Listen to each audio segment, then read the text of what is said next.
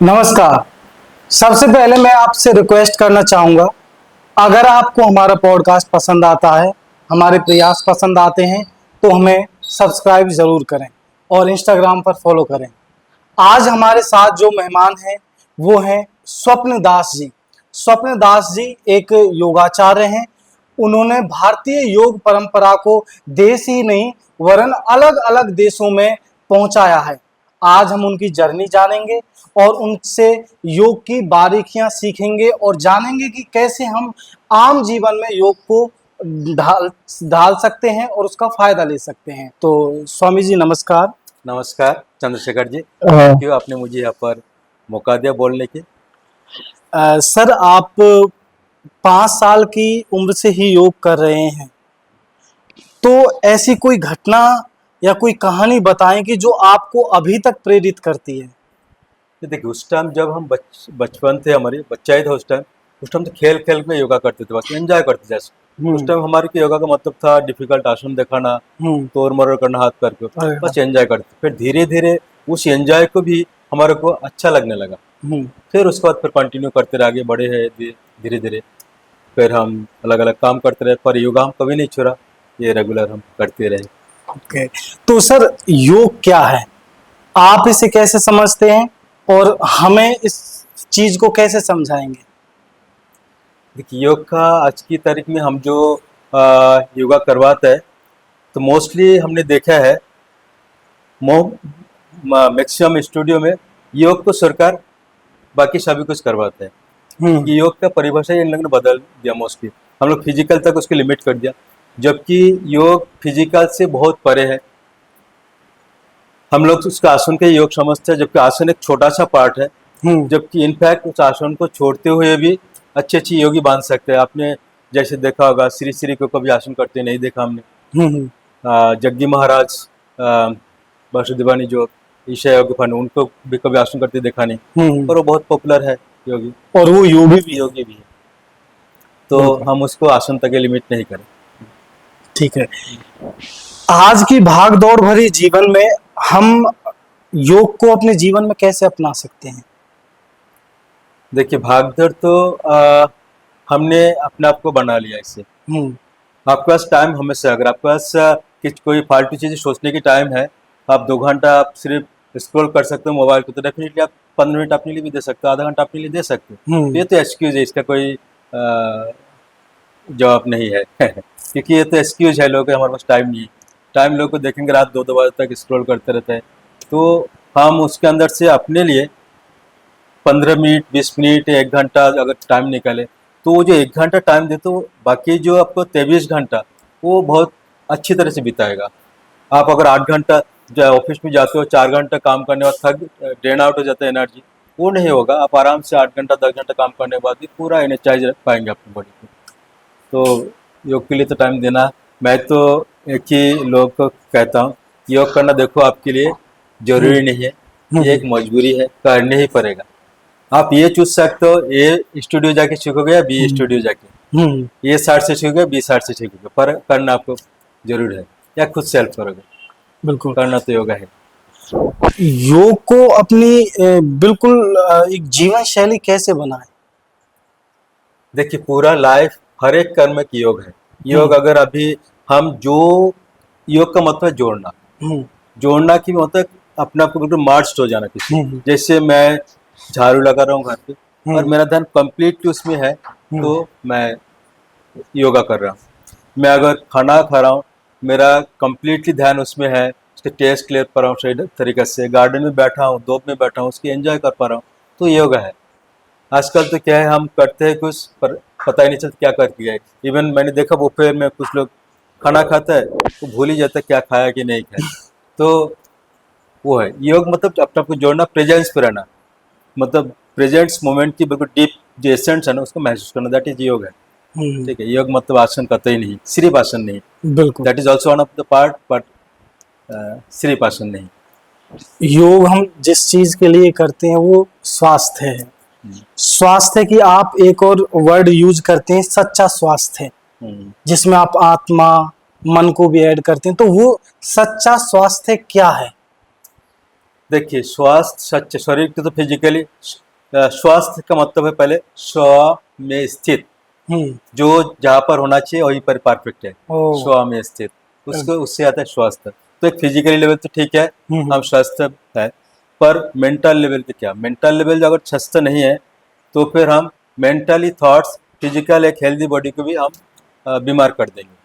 मान लीजिए हमें अगर कभी तनाव हो, स्ट्रेस हो, तो यूजुअली क्या है, हमारी देखेंगे चेहरा झुकी हुई है, ये नेचुरल तरीके से झुकी रहेगा।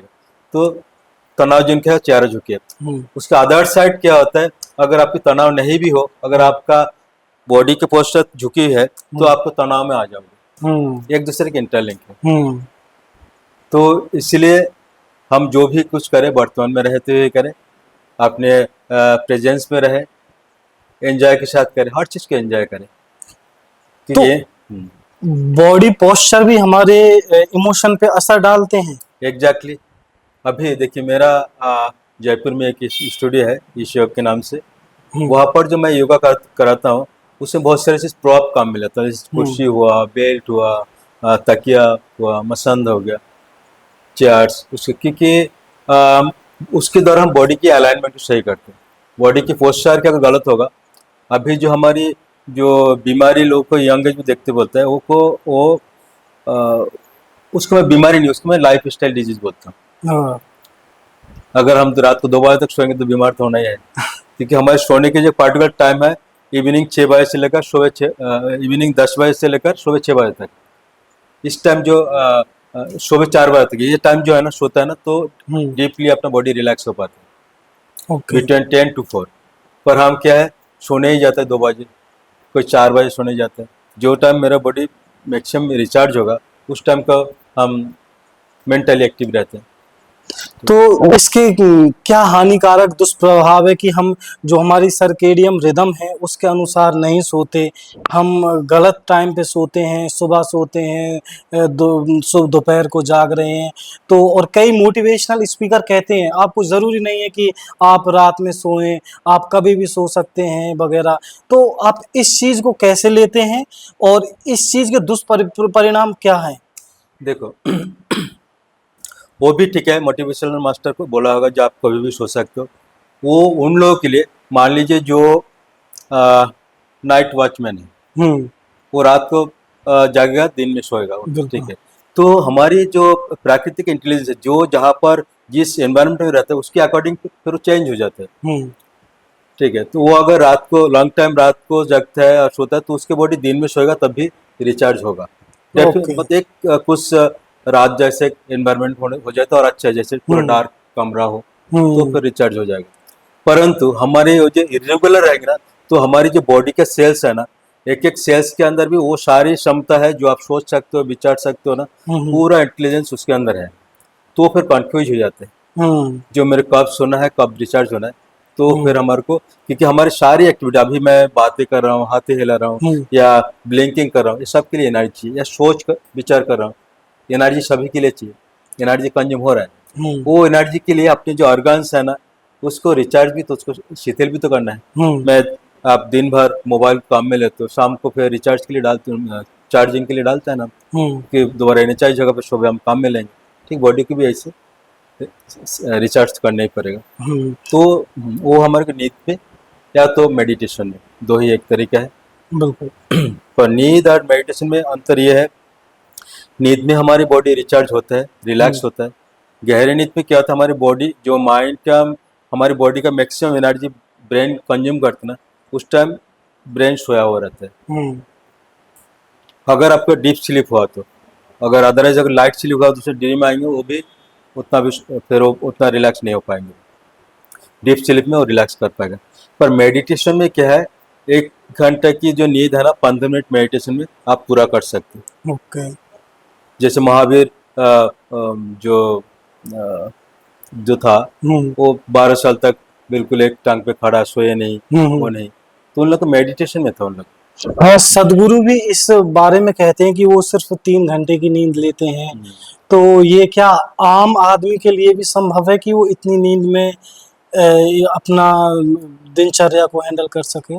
देखो मेडिटेशंस तो पहले तो मेडिटेशंस को सीखने पड़ेगा, अच्छे से आना चाहिए। हम्म। हाँ, कि मेडिटेशन और नींद में क्या अंतर है, मैंने क्यों बताया। जो नींद और मेडिटेशन, 1 घंटे की नींद 15 मिनट में मेडिटेशन पूरा हो सकता है। वो इसीलिए जो नींद है वो भी एक मेडिटेशन है, पर वो अनकॉन्शियस मेडिटेशन, मतलब सोया हुआ मेडिटेशन। और मेडिटेशन क्या है, इट इज कॉन्शियस स्लीपिंग, मतलब जागृत सोना, जागृत अवस्था सोना जिसे बोलते हैं।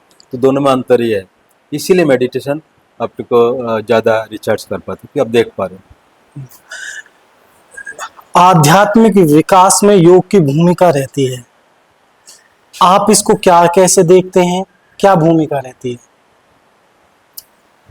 योग देखिए बहुत ही आध्यात्मिक, बिल्कुल योग का अगर सिर्फ बताना, जैसे हमने बताया जो योग सिर्फ आसन नहीं, इसके कई विशिष्टांग में 8 अंग होता है, 8 लिम्स होता है। यम नियम आसन थर्ड में आता है, फिर प्राणायाम, ध्यान, प्रत्याहार, ध्यान धारणा समाधि।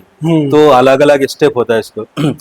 स्पिरिचुअल ज्ञान के लिए योग तो डेफिनेटली कोई जरूरी नहीं। योग जैसे बहुत सारे संत महात्मा हो सकते हैं, मतलब आसन कभी नहीं करते, इट मीन्स ये नहीं जो योगी नहीं है। योगी तो मेडिटेशन की तरह अपनी एनर्जी को गेन कर लेंगे। मेडिटेशन में क्या है कि अपनी जो परिवार वो वाइडर बन जाते हैं, वहाँ पर तू न रहे, मैं नहीं रहा, हम बन जाते हैं। ठीक है, तो ये भावना जब आ जाता है, स्पिरिचुअलिटी देखिए इसमें हम कंफ्यूज होता है, स्पिरिचुअलिटी एंड रिलीजियस जो है ना, धार्मिक। क्योंकि हम लोग जो पूजा पाठ करते हैं ना, उसकी स्पिरिचुअलिटी जोड़ते हैं। स्पिरिचुअलिटी पूजा का नाम पूजा पाठ करते ही नहीं, स्पिरिचुअलिटी बियॉन्ड ऑफ योर पूजा पाठ। ठीक है, आपको पूजा पाठ करने की जरूरत नहीं। एक टाइम ऐसे था, मैं सुबह उठता था, उठते नहा धो के 1.5-2 घंटा तक पूजा पाठ चांटिंग ये करता था। अभी इनफैक्ट मुझे टाइम नहीं मिल पाता, ना पूजा कर पाता हूँ ना चांटिंग कर पाता हूँ। पर उस टाइम मुझे जब उस परमात्मा के प्रति जो फेथ था ना, उस टाइम उससे लाखों गुना ज्यादा इस वक्त है। मैं तभी सब जगह भगवान को देख पा रहा हूँ। अगर पैर में चल रहा हूँ तो पैर को मैं भगवान देख सकता हूँ। अभी कुछ दिन पहले मैं मनाली गया था, मेरा बेटी रहती है वहाँ पर, तो वहाँ पर बैश नदी है, बहुत बड़ा बड़ा गोल गोल रॉक है, वहाँ जाके बिल्कुल हाथ करने लगा। मुझे ऐसे लगा ये मेरे इंतजार में बैठा है, कब तू आएगा और मुझे प्यार करेगा। तो सब जगह एनर्जी है, बस उससे ये योग से ही संभव है। पूजा पाठ करने बाद ये ज्ञान नहीं हो सकता। बिल्कुल, वो एक अड़म्बड़ वाला चीज है। और भी कोई आपके ऐसे यौगिक अनुभव हैं जो उनके बारे में आप बता सकते हर हैं? पल में मैं ये योग के अनुभव करता हूँ, बहुत सारे एग्जाम्पल दे सकता हूँ। जैसे अभी मैंने बेटी एग्जाम्पल दी, जयपुर में ही हम पहले क्या पर्सनल क्लास लेने जाते थे सिटी पार्क में, सिटी पार्क तो बोलते नहीं, सेंट्रल पार्क में। तो वहाँ पर सुबह 5 बजे होता था क्लास, तो अंधेरा रहता उस टाइम जाते, तो वहाँ पर हम जिस गेट से जाते थे वहाँ पर 2 नीम का पेड़ है। तो हम जब भी जाते थे, पता नहीं कैसे मेरे को इच्छा होता था, मैं हाथ करता दोनों को, पहले छोटा को हाथ करता, फिर बड़ा को हाथ करता, फिर क्लास लेने चले जाते। ये काफ़ी दिन चलते रहा। फिर उस हाथ करते मैं कुछ विश भी कर लिया था कि उस टाइम उन्हीं दो ही मेरा बेटी तरह मेरे छोड़ के चले गया था वो। चले गया था मतलब अलग से, मतलब मैं वो उधर रहूँगा और मैं चाहता था यहीं पर ही बैठ के कुछ करें। तो कुछ दिन से बात भी नहीं हुआ, 15-20 दिन तक। उसके बाद अचानक उसी के फोन आ गया, उसी दिन सेम डे। तो फिर रेगुलर चलता रहा। एक दिन मैंने क्या किया, 2 नीम का पेड़ है, छोटा को मैंने पहले हाथ करता, फिर बड़ा को। फिर एक दिन क्या, मैंने दूसरा गेट से आया, वो बड़ा वाला पेड़ पहले आया तो उसको हाथ किया, फिर छोटा वाला को हाथ किया, फिर मैं क्लास लेने चले गया। उस दिन मुझे लगा मैंने कुछ, पता नहीं, एक अंदर से गिल्टी फील आ रहा था, कुछ ना कुछ गड़बड़ हुआ और कुछ हो भी रहा था उस दिन। तो मुझे लगा, फिर वो छोटा वाला को मैं रेगुलर पहले हाथ करता हूँ, उसमें वो नाराज हो गया। तो मैं दूसरा दिन जाके उसको पहले सॉरी बोला, तो उसको पहले हाथ किया से। तो ये प्लांट नेचर हमेशा बात सुनता है। आप अगर प्लांट से बात करना सीखोगे, कभी आप प्लांट के पास बात करो, वो रिस्पॉन्ड करते हैं। आप करके देखिए, ये ओवरनाइट प्रोसेस नहीं है, आज नहीं तो कल रिस्पॉन्ड जरूर करेगा। डेफिनेटली करते हैं, इमीडिएट भी करते हैं। या तो थोड़ा सा एक पत्ता गिरा देगा, एक हवा के झोंका दिखा देगा, या तो कुछ पानी के बूंदे गिरा देगा, डेफिनेटली रिस्पॉन्ड करता है। मैं तो अनगिनत एक्सपीरियंस कर चुका हूँ। तो नेचर से जुड़ना, ये सारी चीज योग से ही लंबी प्रैक्टिस के बाद आते हैं। ओशो के भी ध्यान में ये इम्पोर्टेंट चीज रहती है कि पेड़ों को गले लगाना। वो ये कहते हैं कि इंसानों को तो बाद में गले लगाना सीखो, पहले पेड़ों को गले लगाओ। देखो इंसान में, ठीक है, इंसान में अगर मैं किसी को गले में लगाया तो वो रिएक्ट कर सकते, हम्म पेड़ पौधा नहीं करेगा रिएक्ट में। वो तो सिर्फ उसका काम देना ही देना है।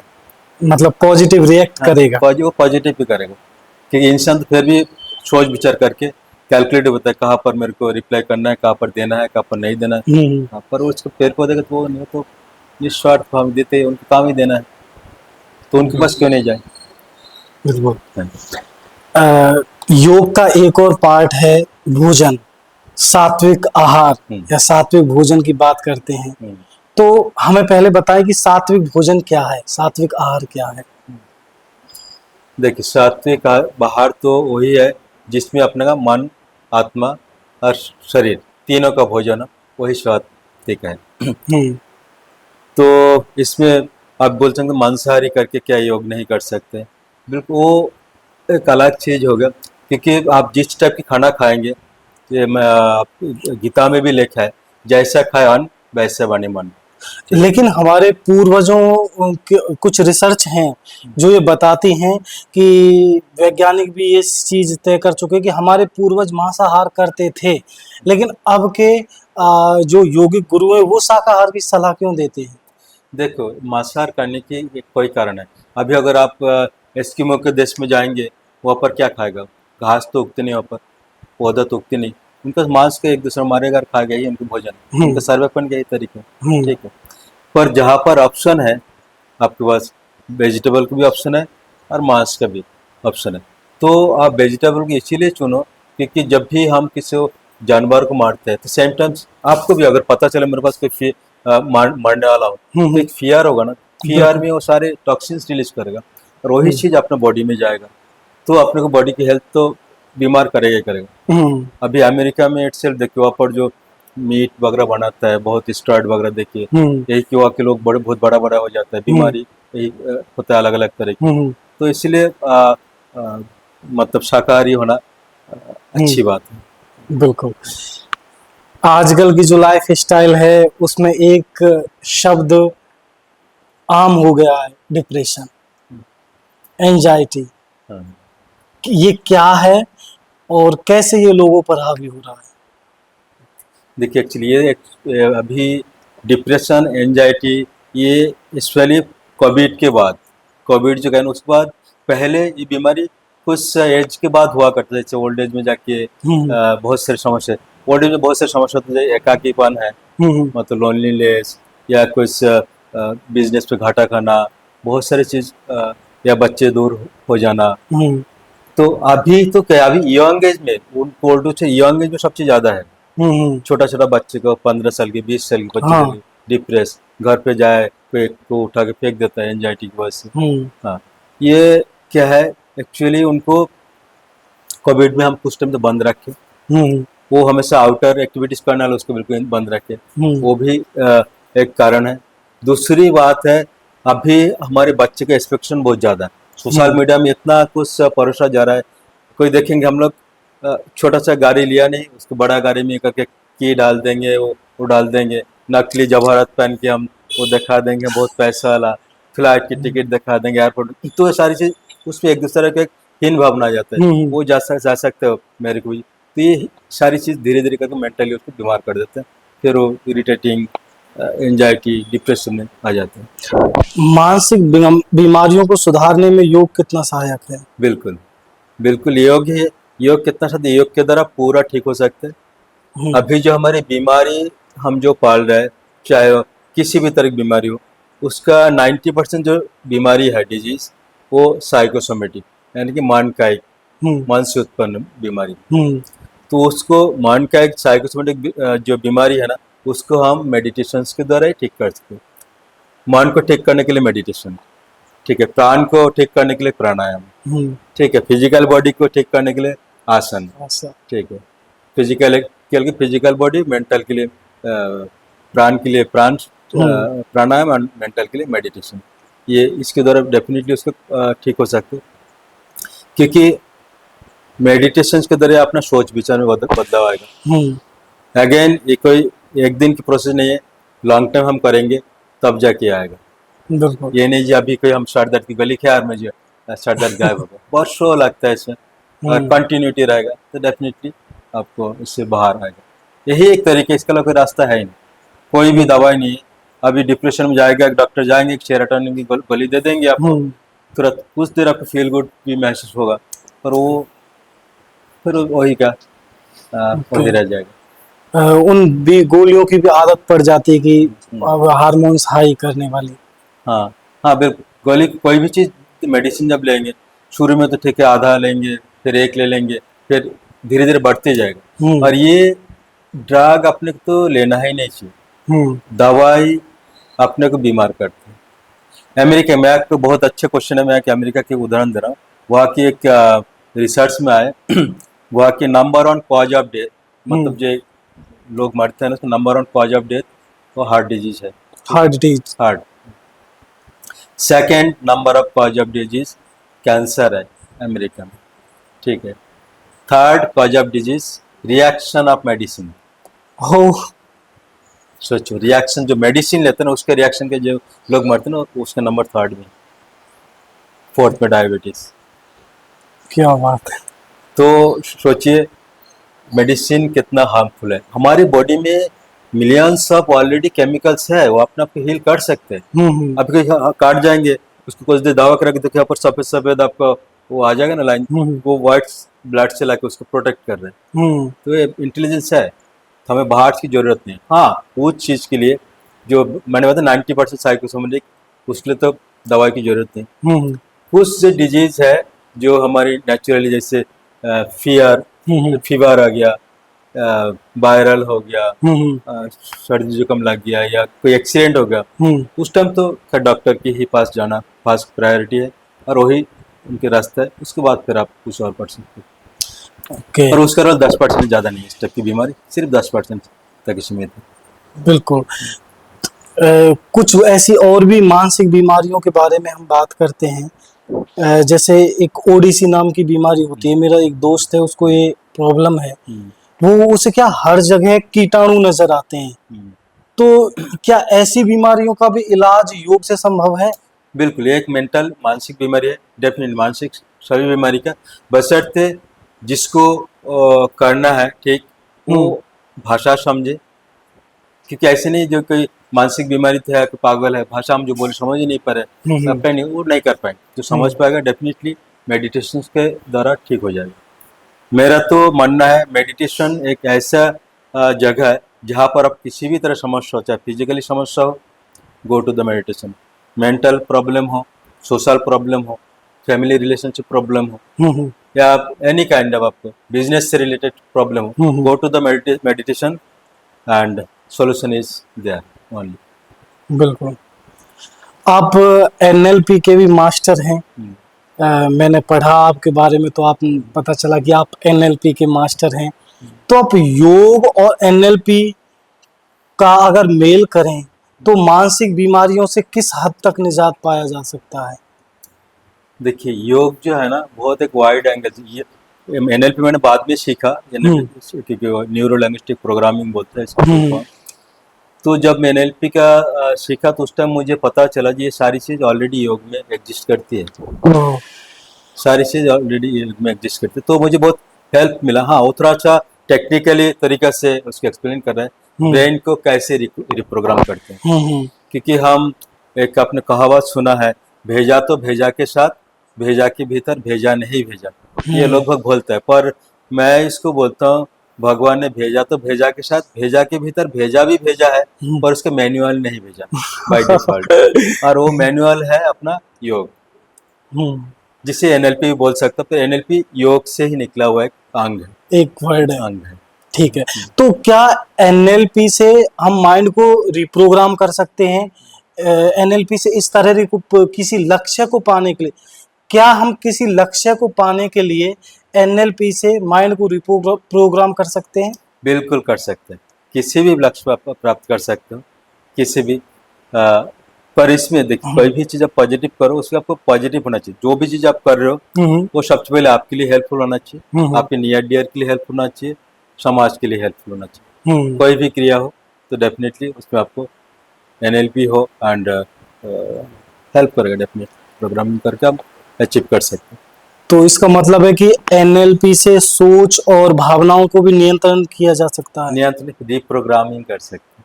आपका जो देखो आपका माइंड ट्रेंड उतना है, आप भी बचपन से लेकर आपने जहाँ तक सीखा है उसमें आपका माइंड ट्रेंड है, ठीक है। जब भी कुछ नया सिखाओगे तो कुछ न्यू न्यूरॉन्स के अंदर फायर होगा, फिर वो एनहांस होगा, मेमोरी बढ़ेगा, ठीक है। तो नया जो भी प्रोग्रामिंग करेंगे तब एक्टिव होगा। अदरवाइज क्या है, हमारे सुबह उठते ठीक है वही सेम पैर को पहले रखना है, सेम बेड बाथरूम में जाना है, सेम ब्रश उठाना है, सेम थॉट्स क्रिएट करना है। अगर इस टाइप का हम लाइफ चलाएंगे तो हमारी लाइफ में आज तक आपको जो मिला है वही मिलते रहेगा। अगर आप कुछ नया चाहिए तो start new thing in implant करो आपका ब्रेन में, डेफिनेटली वही देगा बिल्कुल। रेगुलर। आप ईश योग एकेडमी चलाते हैं, तो आपको इस एकेडमी को खोलने की प्रेरणा कैसे मिली और इसके आपने क्या लक्ष्य रखे हैं? देखिए इस योग एक्चुअली मैं पहले देखिए मेरे बारे में योगा मेरा कोई माननीय या रोजी रोटी के जरिए कभी नहीं था। कि मैं एक विदेशी भाषा भी बोलता हूँ, जापानीज भाषा बोलता हूँ, मैं स्क्वाड गाइडिंग कर चुका हूँ, अच्छी इनकम था। पर योगा क्या मेरा एक पैशन है, मैं इसमें एंजॉय कर पाता हूँ। इसमें मुझे कभी जो भी करता हूँ मुझे कभी टायर्डनेस फील नहीं होता। तो उस जॉब को छोड़ के फिर मैं योगा कंप्लीटमेंट सिखाने लगा लोगों को, मैं इसमें एंजॉय करने लगा। पर धीरे धीरे वो सिखाते सिखाते कब कब मेरा करियर बन गया, कब का मेरा पता ही नहीं चला। पर आज मैं देश विदेश में कम से 100 से ऊपर कंट्रीज के लोगों को मैं सिखा रहा हूँ, मैं सिखा चुका हूँ, अभी भी सिखा रहे, देश विदेशी लोग सब एंजॉय कर रहे हैं। और हमारी जैसे अभी बताया हमारी मकसद यही है, हम जैसे पता चला number 3 cause of death medicine ही है, तो क्यों ना उस मेडिसिन को मुक्त रखते हुए एक स्वस्थ जीवन की सोच से सोचे। तो उसी की मिशन में हम काम कर रहे हैं, मतलब medicine free healthy life. Okay. तो क्या जो मेडिसिन्स हमारे स्वास्थ्य को सुधार देती हैं, कई जो बीमारी से निजात दिला देती हैं, जैसे डॉक्टर के पास हम गए उसने मेडिसिन दी और उससे हमको फायदा हुआ, क्या वो मेडिसिन्स भी नुकसान करती हैं? मोस्टली मेडिसिन नुकसान करती है।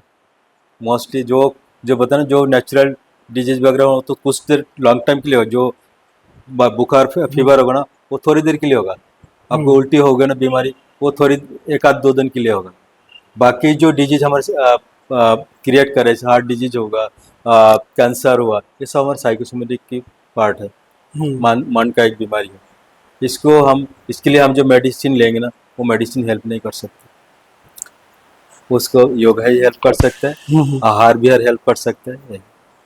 आप दवा मुक्त जीवन जीने की सलाह दे रहे हैं, आपका ये लक्ष्य है, तो आप लोगों को कैसी दिनचर्या देना चाहेंगे? आप उनको क्या सलाह देना चाहेंगे जो वो इस लक्ष्य तक पहुंच सकें?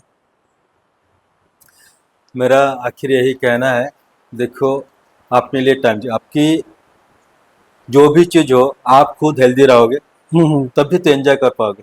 बिल्कुल। ठीक है, अगर हम खुद बीमार रहेंगे तो नहीं कर पाएंगे। मेरे पास इतना ताकत होगा जो मैं आपको उठा सकता हूँ, अगर मेरे पास मैं खुद ही बीमार हूँ तो आपको कैसे उठा पाऊंगा। आप खुद के लिए पहले दो, खुद को हेल्प करने के लिए आपको योगा ही करने पड़ेगा, क्योंकि योगा के जो आसंस भी है ना, अगर सिर्फ आसन तो सिर्फ योगा नहीं, वो आसन से बहुत ही साइंटिफिक तरीके से हमारी मुनि ऋषियों ने डिजाइन किया। ये हर एक इसमें मेनली अपनी हार्मोनल्स को बैलेंस करना।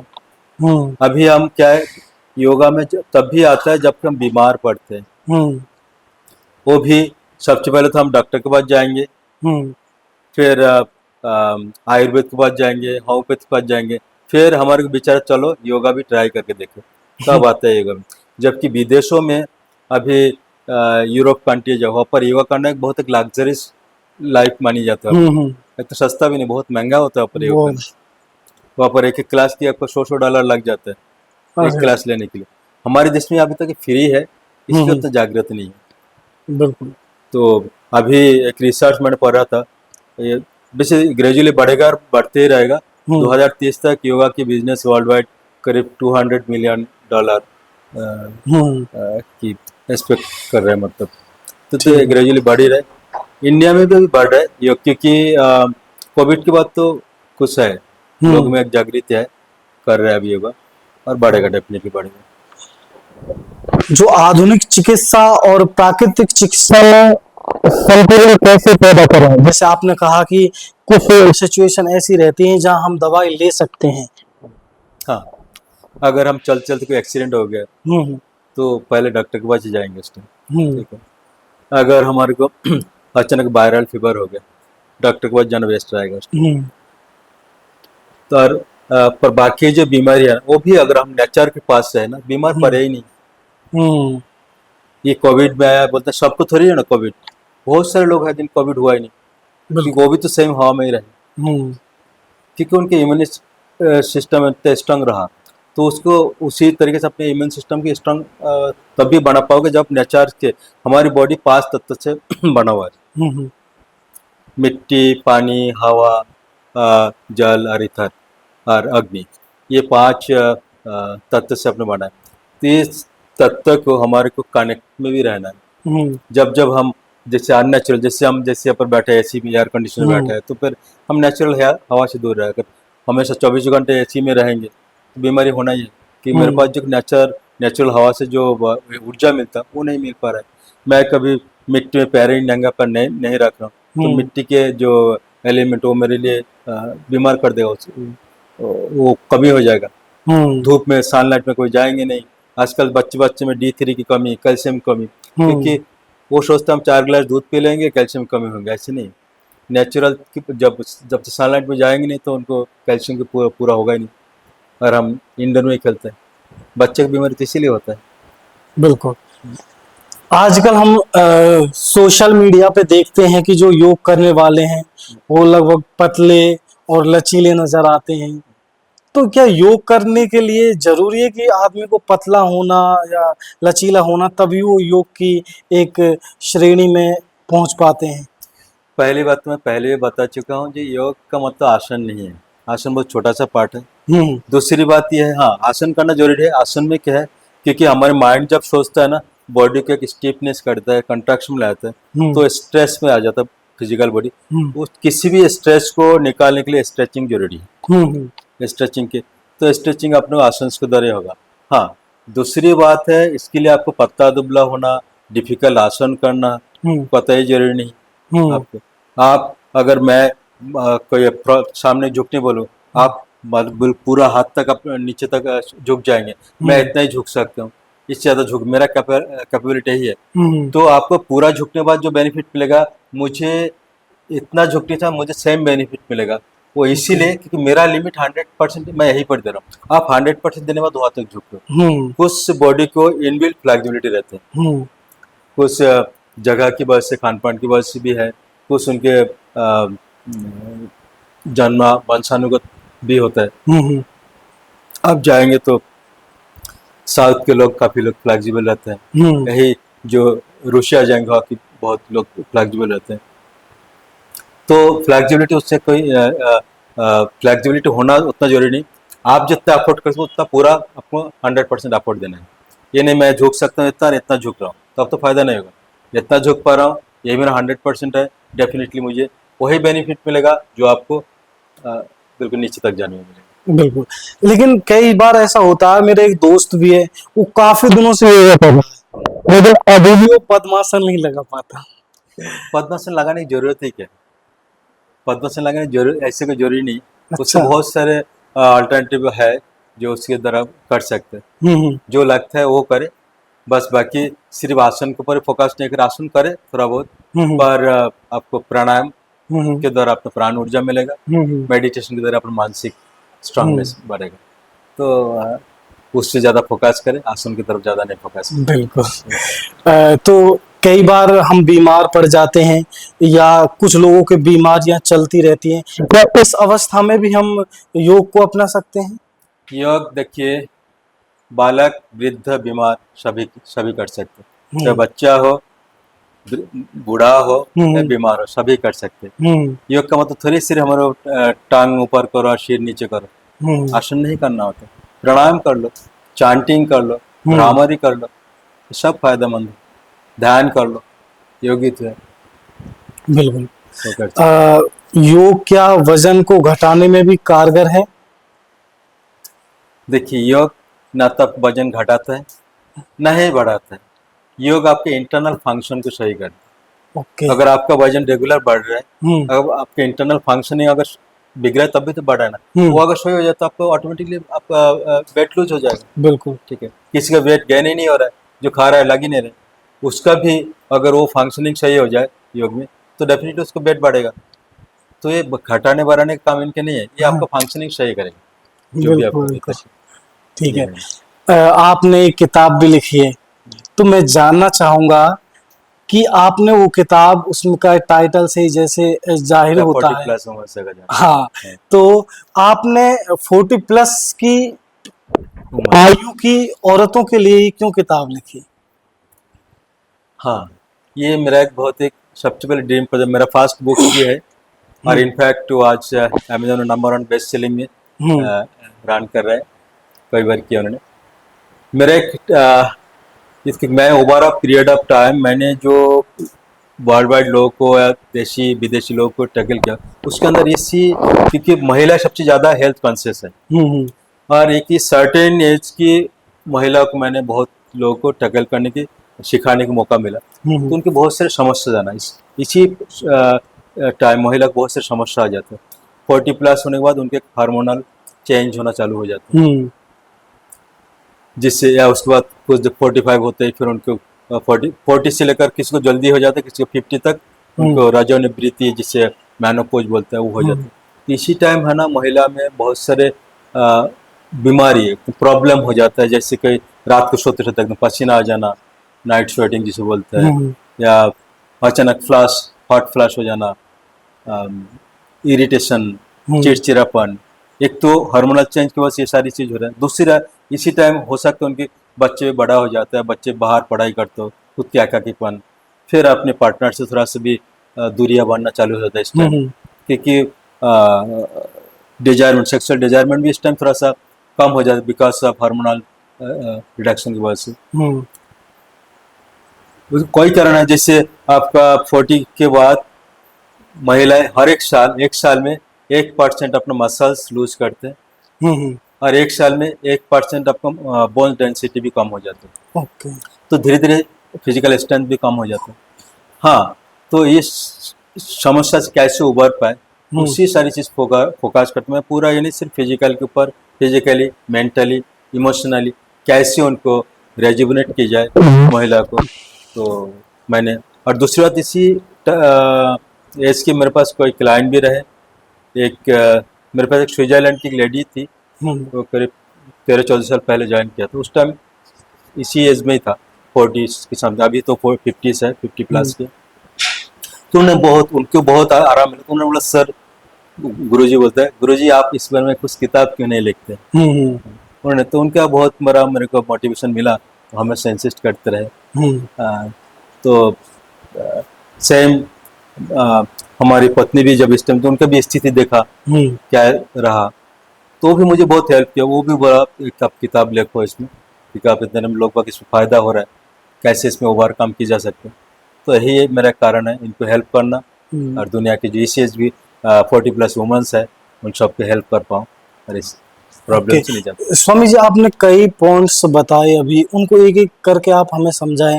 जैसे आपने बोला कि महिलाओं में हॉट फ्लैश होता है, ये क्या होता है और किस तरह से इसको हम नियंत्रित कर सकते हैं या संतुलित कर सकते हैं? हाँ, डेफिनेटली। देखिए, हॉट फ्लैश वो होता है, कभी मतलब हॉट फ्लैश होता है, मतलब अपना योनि से, तो डिस्टर्ब तो करते हो, हम्म रात को सोते सोते पसीना आ जाना, हम्म इसके योग में है। योग के द्वारा, इसमें योग के द्वारा रिसर्च में पाया गया, हम्म जो रेगुलर योग करते हैं तो उनकी सारी चीज़ प्रॉब्लम कम होता है, हम्म और इजीली ओवरकम आ सकते सारी प्रॉब्लम से। कुछ कुछ ऐसे भी है जो ये पीरियड कब आता है कब गया पता ही नहीं चलता, बल्कि ऐसे लगा कोई एक कच्चे की बैगेज उठाया और कच्चे के डब्बा में डाला। और कुछ लोग ऐसे भी एक्सपीरियंस किया, बोलते हैं सब ये ऐसे लगा जो महिलाओं के लाइफ में it is one of the most worst life part of in female life, ऐसे ही बोला है लोग। तो ये सारी चीज़ मिली जुली जब लोगों को फीडबैक मिलते रहा तो फिर बोला क्यों ना इसमें कुछ लिखा जाए। एक उम्र के बाद महिला हो या पुरुष हो, 40 प्लस के बाद ही लगभग हार्मोन्स चेंज होना तय है। हाँ तो उनको ऐसा क्या करना चाहिए जिससे ये हार्मोनल चेंज उनको सहज लगे? देखिए हार्मोन चीज़ नेचुरल तो होगा ही, हम्म हाँ होके रहेगा, पर सहज इसीलिए होगा उसके इफेक्ट नहीं करेगा। यूजुअली हम कुछ नहीं करेंगे, सेडेंटरी लाइफ रहेगा तो डेफिनेटली वो अफेक्ट करेगा, वो और ज़्यादा बढ़ा के अफेक्ट करेगा। रेगुलर योगा करेंगे, आपको फिजिकली आसन करेंगे, फिजिकल स्वस्थ रहेगा, ब्रीदिंग करेंगे, आपका प्राण ऊर्जा अच्छी मिलेगा, आपको मेडिटेशन करेंगे, आपको मेंटल ऊर्जा अच्छी रहेगा, तो डेफिनेटली हेल्प करेगा। और बिल्कुल नॉर्मली बिल्कुल। बोन डेंसिटी या मसल लूज होना भी एक आम समस्या हाँ, रहती है उम्र के साथ। पर जो रेगुलर एक्टिव रहता है, जो फिजिकल एक्टिव, उनको थोड़ा सा 40 के बाद हो सकता है, 50 45 के बाद स्टार्ट होगा, पर होगा तो उनको भी वो कम तो होगा, ओके चेंज उनमें भी आएगा, पर इसलिए जो रेगुलर है तो उनको थोड़ा लेट आ जाएगा। सर, तो आप योग के अलावा और क्या क्या करते हैं? हाँ, योग के अलावा अगर क्या शारीरिक क्या और कोई काम, मतलब जैसे आपकी हॉबीज वगैरह क्या हैं? हॉबीज तो मेरा योगा एक पैशन है, और फिजिकल एक्टिविटीज मेरा वो एक हॉबी है। चाहे योग के अलावा मैं साइकिलिंग करना, लॉन्ग रूट की, जैसे संडे को 100, 150, 200 किलोमीटर साइकिलिंग करना, अरे वाह। ये पार्ट लाइफ का रहा। कभी अपने ग्रुप को लेके ट्रैकिंग कराना, हाइकिंग कराना, कभी स्विमिंग कराना, ये रहा। क्योंकि मैं लाइफ को अनलिमिटेड जीता हूँ। अभी मैं लास्ट ईयर ही मैं मनाली गया था, तो कुल्लू मनाली में वहाँ पर जो पैराग्लाइडिंग जंपिंग होता है ना, हिंदुस्तान का सबसे हाईएस्ट पॉइंट है, 8,500 फीट ऊपर है वहाँ पर। तो वहाँ पर लोग यंग एज जाता है सब लोग, तो उसके अंदर मैं एक था तो एजेड, तो उन लोग सोचते हैं अंकल जी क्या करेंगे यहाँ पर जाके जंप करेंगे, और वहाँ पर जंप किया फ्री हो गया, पर पैराग्लाइडिंग, तो लाइफ का बहुत मजा लेते हैं। साइकिलिंग करने जाते हैं यहाँ पर, एक आर्मी के सब बहुत हार्ड ट्रेनिंग होता है, उससे सारी क्वालिफाई कर लिया हमने। ओके। मेरा अगर सोशल मीडिया में देखेंगे ना, वैसे तो मैं एक्टिव बहुत कम हूँ, तो कुछ पोस्ट इस टाइप बहुत सारे पोस्ट मिल जाएंगे आपको, जो फिजिकली क्या करते हैं कि नहीं करते। आपने कुछ साइकिलिंग में कुछ इवेंट्स में भी पार्टिसिपेट किया है उस तरीके से?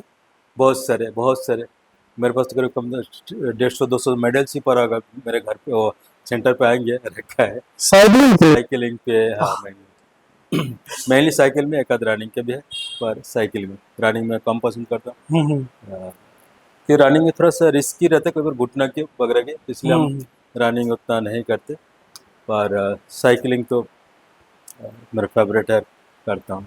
बिल्कुल।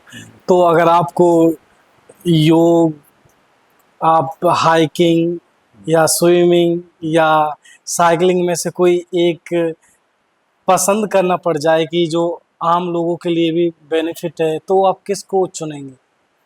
देखिए कुछ ऐसा क्रिया हो जो तीनों कॉम्बिनेशन हो, हम्म तो मेरे पास तो टाइम है, मैं सभी में थोड़ा थोड़ा टाइम दे सकता हूँ, रेगुलर नहीं, पर इस सब में मैं योग को कभी नहीं छोड़ता, ये मेरे को एवरीडे का चाहे कुछ देर इसमें जरूर करता हूँ। बाकी हो सकता है साइकिलिंग में आजकल जब भी बिजी होता हूँ, वीकली एक दिन नहीं हो पाता है, 15 दिन में एक दिन हो जाता है, कई बार ऐसे भी होता है, बाकी ट्रैकिंग रेगुलर नहीं हो पाता है। पर योगा मेरा, क्योंकि ये मेरा क्या, इसमें मैं एनर्जाइज कर पा रहा हूँ अपने आप को, खुशी मिलती है, आनंद मिलता है, कि जो मेंटल आनंद मिलता है ना उससे, तो इसलिए योगा को तो सभी को, अगर कभी सब कुछ छोड़ के अगर छोड़ने पड़ता है, तो किसी एक चीज़ को चूज करना पड़ता है, तो मैं योग को ही चूज करूँगा। बिल्कुल।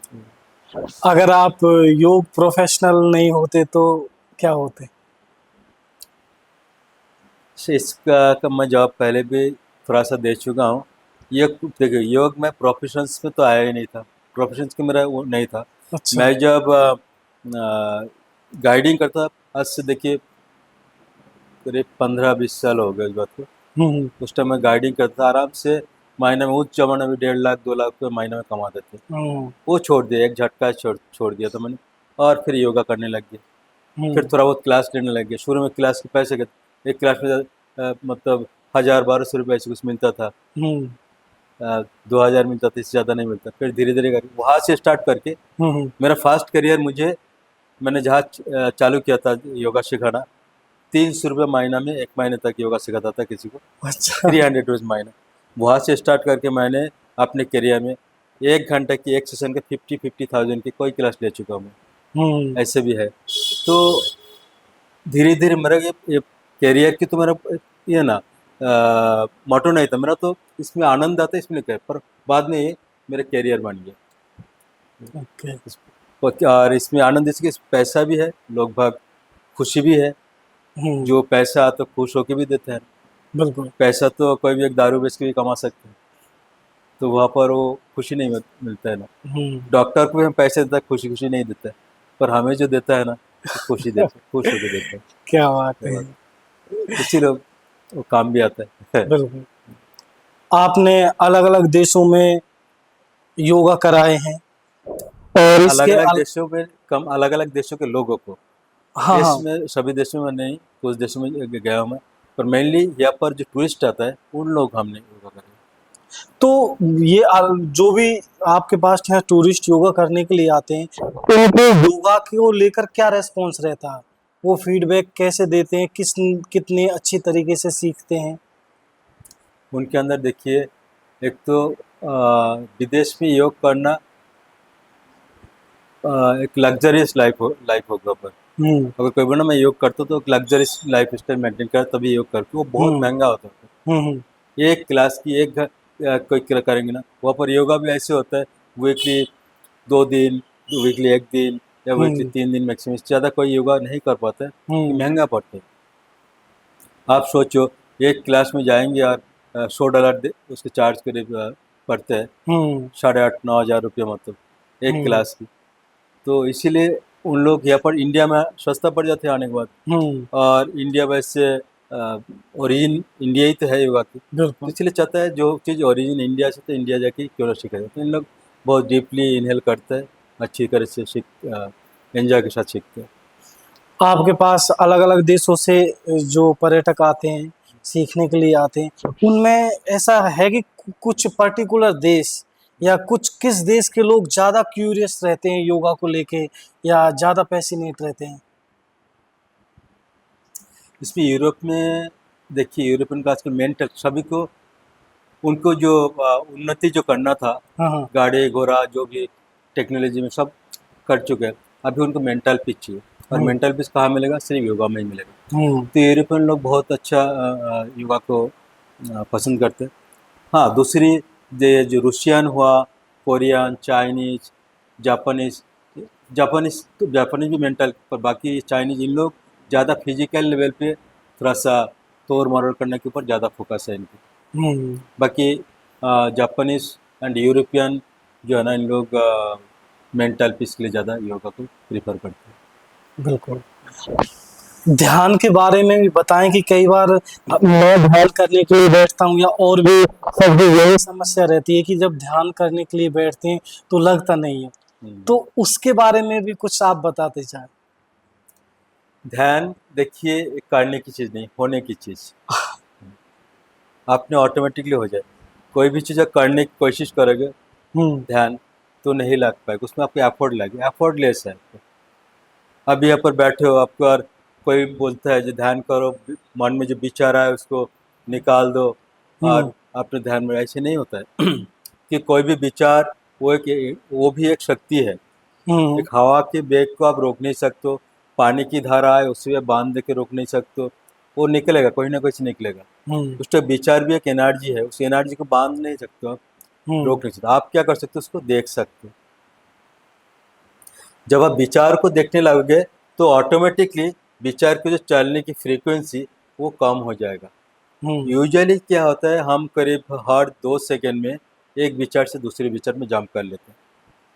वही जब आप देखना चालू करेंगे तो इतना जल्दी नहीं हो सकता, हर 5 सेकंड में, 10 सेकंड में, या आधा मिनट बाद एक दूसरा विचार आ जाए, बिल्कुल पॉज आ जाए। जो हम्म पॉज रहता है ना, जीरो थॉट जिसे बोलते हैं, हम्म उसी टाइम आपका जो ब्रह्मांड की कॉस्मिक एनर्जी आपका बॉडी में इनपुट होता है, हम्म ठीक है, रिचार्ज होता है उस टाइम बॉडी। तो उसको जितना एनहांस करेंगे जीरो थॉट्स को, तो उसके लिए जीरो थॉट्स में लाने के लिए आपको सिर्फ विचारों को देखना है। विचार में जो भी चीज़ आ रहा है उसके साथ स्ट्रगल नहीं करना। अगर अच्छी विचार कर रहा है, ये मेरा मन विचार कर रहा है, तो इसलिए ज़्यादा खुश होने की ज़रूरत नहीं। हम्म अगर बुरी विचार आ रहा है, ये भी मेरा मन की विचार है, मेरा तो नहीं है ना, हम्म तो इसलिए दुखी होने की भी ज़रूरत नहीं। बिल्कुल। Just watch it, observe it. हम्म क्या होता है, आप मन को जहाँ पर आप लगाओगे उसको एनर्जी मिलेगा। हम्म अभी यहाँ पर एक छोटा सा, मान लो एक 2 साल के बच्चा है, हम्म वो खूब एनर्जी है, वो खेलेंगे यहाँ पर, हम्म खेल कूद करते रहेंगे, तो आप भी उसके साथ खेलते खेलते रहो। कुछ देर में आप थक जाओगे, बच्चा थकेगा नहीं, वो तो पूरी एनर्जी है, हाँ। वो तो उदम करेगा ही। तो बच्चा चाहेगा आपको, मेरे पास आओ खेलो। हम्म आप क्या, आप थक गया, आप बैठ गया इधर, बच्चा बार बार पुल करेगा, फिर भी आप नहीं उठो, फिर बच्चा क्या करेगा, बच्चा की रोल है, वो आपके पास आके बैठ जाएगा चुपचाप, वो भी शांत हो जाएगा। ये जब अपना मांग की ब्रेन है ना, उसका हम्म भी काम यही है। उसको अगर आप एनर्जी नहीं देंगे, वो धीरे धीरे शांत होने लगेगा। जितना एनर्जी देंगे तो उतना आप रेस्टलेस कर देंगे।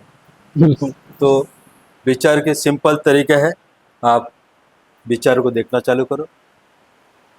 उससे भी और एक इजी तरीका है, सिर्फ आती हुई श्वास को देखो, जाती हुई श्वास को देखो, नो रिस्पॉन्स, सिर्फ देखो श्वास आ रहा है, श्वास जा रहा है। कोई भी श्वास हम्म आपको बिना नोटिस करे अंदर नहीं जा सकता है, नहीं जा रहा है, और नहीं बाहर निकल रहा हाँ, है। सिर्फ ये विपश्यना में भी कराया जाता है। विपස්සना में यही है रूल। हम्म और विपස්සना एक ऐसे मेडिटेशन होता है, जितना भी मैंने बहुत सारे मेडिटेटिव स्पीकर देखा है, मास्टर देखा है, हम्म उन लोग विपස්සना के बहुत एग्जाम्पल देते हैं कि हम्म विपස්සना में यही काम है, सिर्फ श्वास को देखो, आती हुई जाती हुई, सारी विकार निकल, पूरा ट्रांसफॉर्म हो जाता है इस बॉडी में। सिंपल, सो सिंपल, पर हम्म बहुत डिफिकल्ट है। क्योंकि इसमें भी विचारों की लड़ियां लगी रहती हैं। हाँ, लगी तो रहता है, विचार को क्या है, उसके साथ फाइट नहीं करना। हाँ। आपको क्या काम है, विचार तो आ रहा है पर, तो आपको, आप ठीक है, आपका कोई मेहमान आपसे मिलने आए, आप और घर पे खाना खा रहे हो, आपका काम है खाना खाना, मेहमानों से मिलना नहीं, इन्हें हम्म खाना छोड़ के मिलने नहीं जाओगे।